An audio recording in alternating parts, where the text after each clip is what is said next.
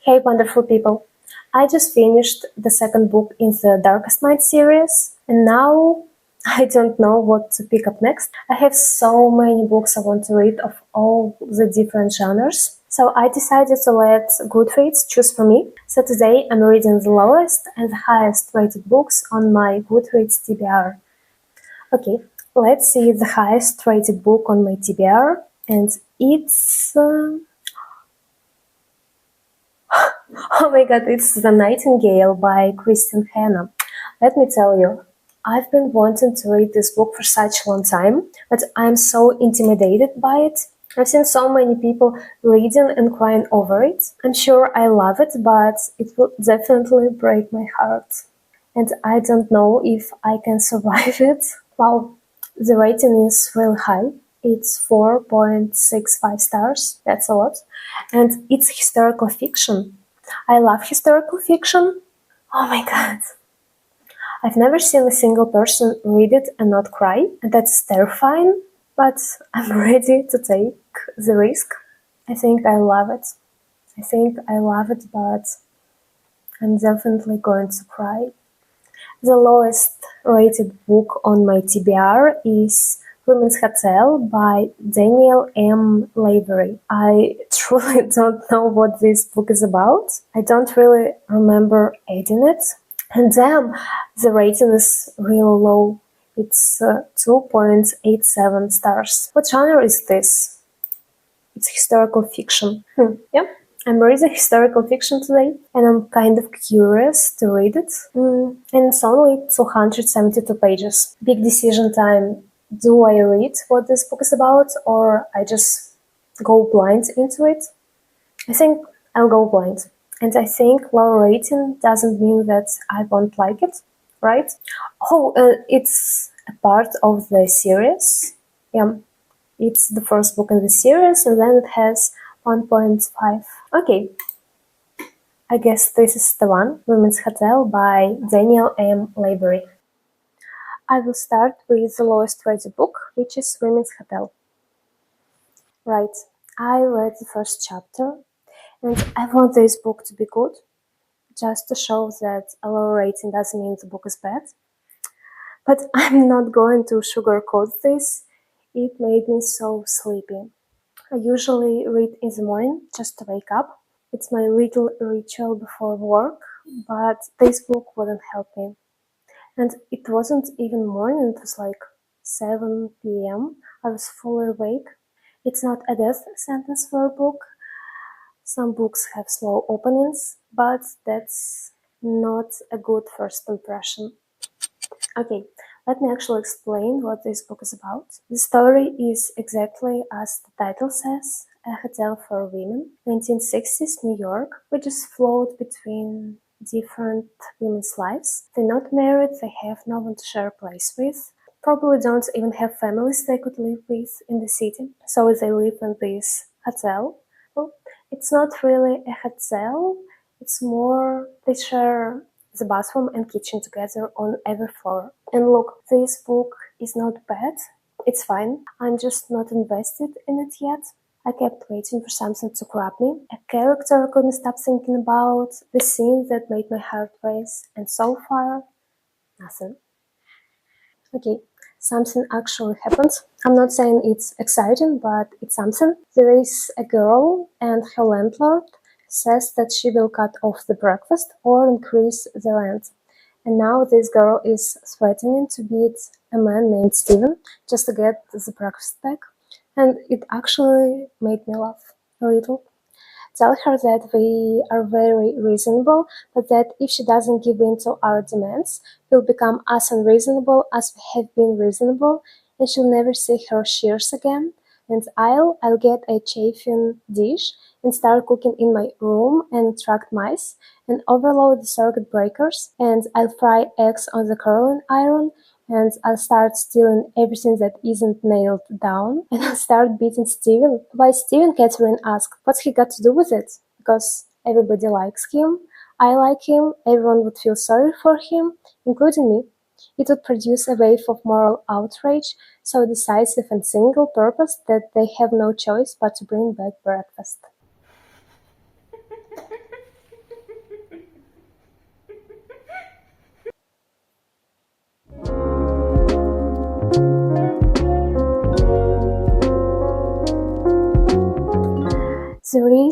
this one girl named Kitty, and she asks another woman, Catherine, to go to court for her, not with her, but for her, as they pretend to be Kitty in court on her behalf, which is insane. And the thing is, Catherine is actually buying it. She's just considering it like a normal favor. Like, oh sure, I will commit a light identity fraud for you, no big deal. And I'm sitting here like, I don't think it's going to end well. I feel like something bad will happen. And that's actually interesting. I actually care about the outcome. I want to know if Catherine actually does it. I want to know if she gets caught and why Kitty doesn't go to court herself. Like she's hiding something, or she really considers it like a normal favor. I don't know.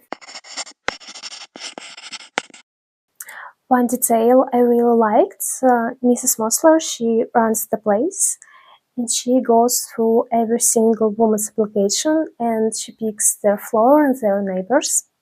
She says to Catherine, careful where you put her, nothing too high. Death by jumping was not common in the hotel business, but neither was it unheard of.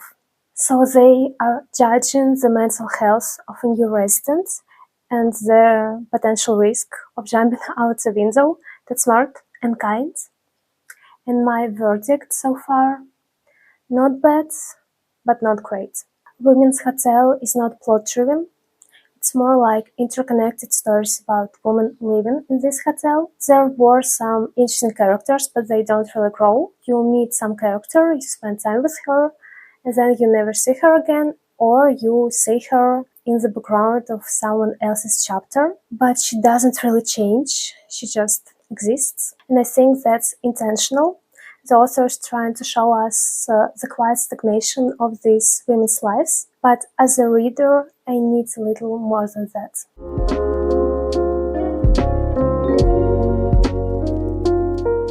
I gave Women's Hotel 3.25 stars. I think that's fair. It's not a bad book. It's well written. The prose is great. The 1960s New York atmosphere is immersive. I didn't know that such hotels existed. That was interesting to read about. Some of the characters have real personality, but it's not a book that demands to be read. You can put it down for a couple of days and not feel a pull to come back. It demands patience. But I don't think it's bad. Around the last 100 pages, I realized I actually cared about some of the characters, like genuinely invested. I wanted to know where their life went after the book ended. Would I recommend this book? Yes, for readers who prefer atmosphere over the plot. I am starting The Nightingale. I'm so excited. I knew going in that Christine Hanna's novel was beloved, that it made people cry, but I was not prepared for how quickly it will make me cry. This book reached into my heart by the third chapter and made me tear up a little. Oh, and from that moment on, I knew I was in trouble. I knew I'm going to cry. One of our main characters is Vienne. She's a mother, a wife, a woman trying to hold her little family together in a quiet French village. Her husband has been called to the front. World War II is crawling closer to their home, and he has to leave. They have to say goodbye. I already loved the way Kristen Hanna writes by this point.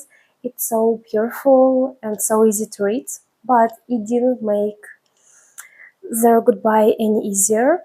I don't really like goodbye scenes because they always make me sad, and this was no exception. Her husband kisses her and then he walks out, and Vienne stands there and she realizes she has no idea if she'll ever see him again. That's the moment I felt the first real crack in my heart, not just because Vienne's husband was leaving for war, but because Vienne's mind immediately spirals back to the last time when a man she loved walked away and came back a completely different man. Her father, a war hero from Great War, came home a completely different man. It was a stranger wearing her father's face. And Vienne remembers that, and she doesn't want the same thing to repeat itself. She cannot bear the thoughts of her husband being dead or returning as someone she can't recognize. After the war, their father didn't just become cold and distant, he abandoned them. Not physically at first, he was still with them, but emotionally completely gone. He couldn't be a father anymore. And then, when Vienne and her sister Isabel was young, their mother died, and their father sent the girls away. He couldn't bear them anymore, and he couldn't do anything except drown in his own pain. Basically chose his trauma and his grief over the girls, which, if I'm being brutally honest, I can understand on some level. I can understand that war changes people and that their father was going through something unfathomable, but the girls couldn't understand that. How could they? They were children and they just felt thrown away.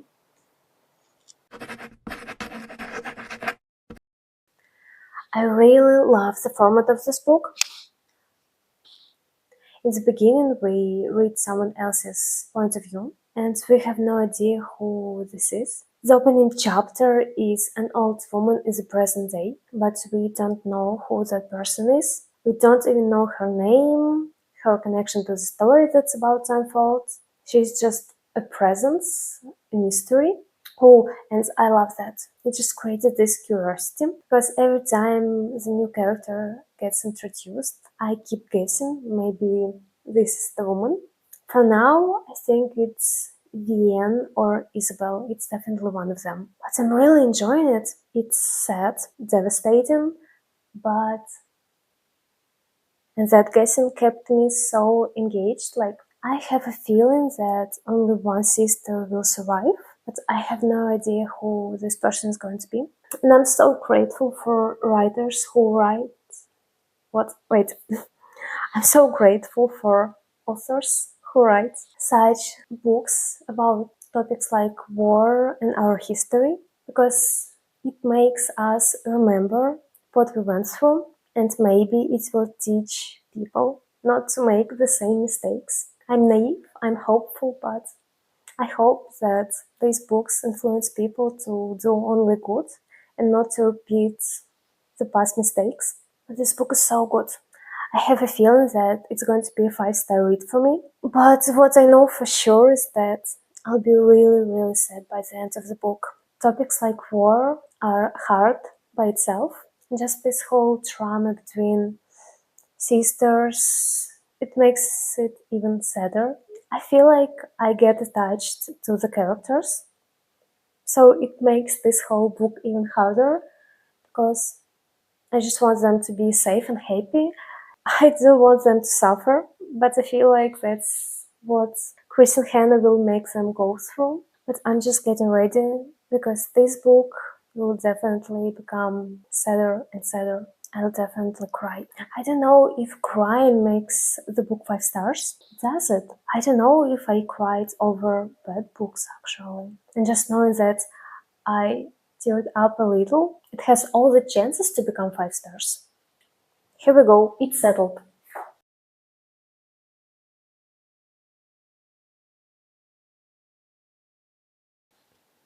I feel so much tension between the sisters, and this book is hard, emotionally hard, obviously. Um, the tension between Vienne and Isabel is so unresolved for so much of the book. Their relationship is a wound that neither of them knows how to heal, and every interaction between them is filled with so much pain and misunderstanding. Maybe they should sit down and at least talk, because they clearly don't understand each other. I don't know if it will help, but who knows? I see why this book is rated so highly. It's so good, it's sad, true, and so well written. As I said earlier, our main characters were abandoned by their father, and Vienne did completely the same thing, not to her own daughter, but to her sister. When her sister Isabel was young and desperate for love, Vienne turned her down again and again. She would prioritize her friend, her husband, her daughter over her sister. And Isabel was a child, and every adult in her life, her father, her sister, the schools, kept pushing her away. And that's the wound that Isabel carries for the entire book. The wound that makes her join the resistance, the wound that makes her reckless with her own life because it makes her feel that she matters. I just feel so sorry for her. And here's the part that makes me angry. I feel like Vienne is trying to pretend that she didn't do exactly what their father did. She tells herself she had reasons, but like her father had more reasons than she does. His trauma, his pain, his broken mind, and Vienne judges him for it, but at the same time she does this exact same thing to Isabel, and she tells herself it's different, but to Isabel it feels the same. Abandonment doesn't care about your reasons, it just hurts.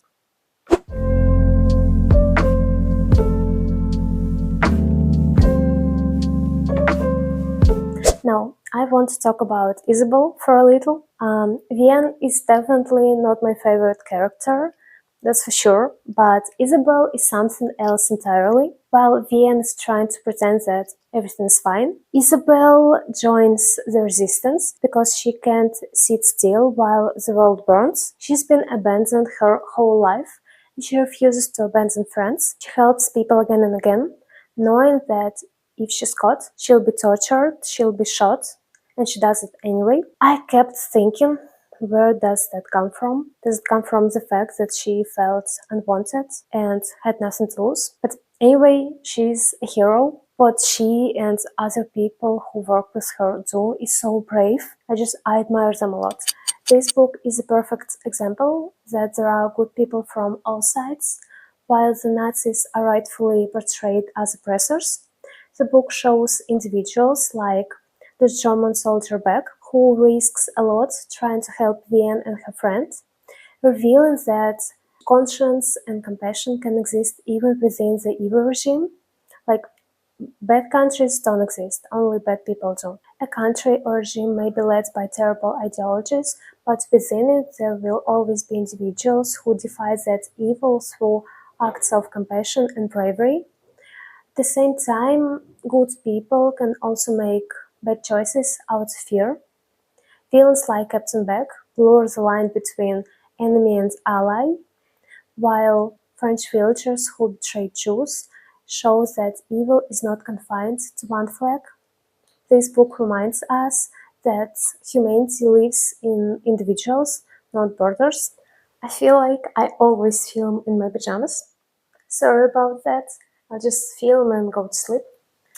The quite visible flaw I noticed is that it feels like Kristen Hanna forgot to age her characters. The timeline spans years, but the characters don't seem to wear those years the way real people do. They don't mature in a way that reflects the passage of time, especially in a time like this, and that genuinely confused me about where exactly we were and how much life this woman had actually lived, especially Vienne's daughter. It feels like she stayed completely the same as she was at the beginning of the book, but it was peaceful at the beginning, and now it's war. There's no way she could have stayed the same. I finished The Nightingale, and oh my god, this book is great.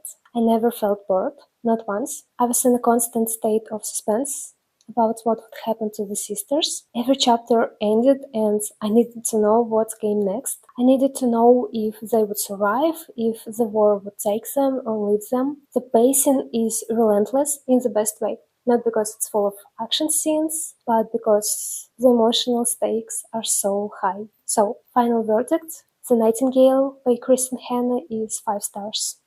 It's sad, devastating, but I really enjoyed it. If you've been avoiding this book because you're scared of getting your heart broken, just like me, I understand you, but I think this book is so worth it. It will definitely stick with you. Because some books aren't just stories, they are experiences, as The Nightingale is definitely one of them. Some books you read them, you finish them, and then you think, that was nice, what's next? You may enjoy them, you may recommend it to other people, but they don't stay with you. They don't change the way you see things. And then there are books like The Nightingale. I'm definitely going to think about this book for a while. Do these books deserve the rating? Honestly, yeah. I think both ratings make sense. I think what I learned is that a low rating doesn't mean a book is bad. Mostly it means a book asks for something specific, a certain type of mood or a certain kind of reader. I gave Women's Hotel 3.25 stars because it did what it set out to do. It just didn't set out to do much. And that's fine. Not every book needs to shatter you. Some books just immerse you in the atmosphere, and it may be enough. But a high rating. The Nightingale isn't perfect. I still think it's such a good historical fiction novel. It's about so many important topics. It made me cry, and days later, I still think about this book. My takeaway is that I should stop judging books based on their rating, because I do that quite often. Guilty. I don't regret reading Women's Hotel. It wasn't great, but it wasn't bad. I still quite enjoyed it. I had low expectations, but it exceeded them. I'm even thinking about reading the second book in the series. I think I'll do it in the future. Not now, but I'll try to get to it. But The Nightingale is a completely different story. My expectations were high, and this book didn't exceed them, but met them exactly. I was so intimidated by The Nightingale and kept putting it off, but because of this video, I ended up reading it. Every time I watch these kind of videos, the low-rated books usually don't live up to the expectations, but I'm surprised to say that I liked both of these, just not in the same way. These books are nothing alike, same genre, historical fiction, but completely different stories. Thank you so much for watching this video, and I hope to see you in my next one. Happy reading!